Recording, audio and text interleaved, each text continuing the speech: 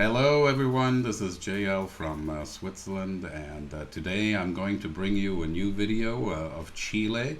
However, the big difference between the videos that I have been playing the past few months about my Argentina-Chile travel is that this video is filmed in 2020 in January, where I went again for another trip, and most of the material was filmed by drone, so you're gonna have some nice views from above on some of Chile's sites.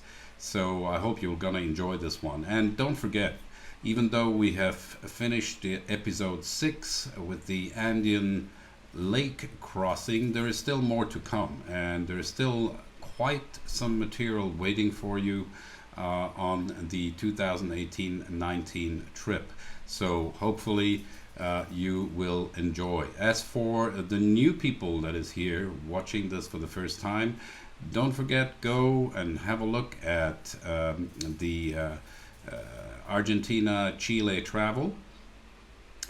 There is 6 episodes out at the moment, and there is a lot of video material about drone flights above Swiss castles.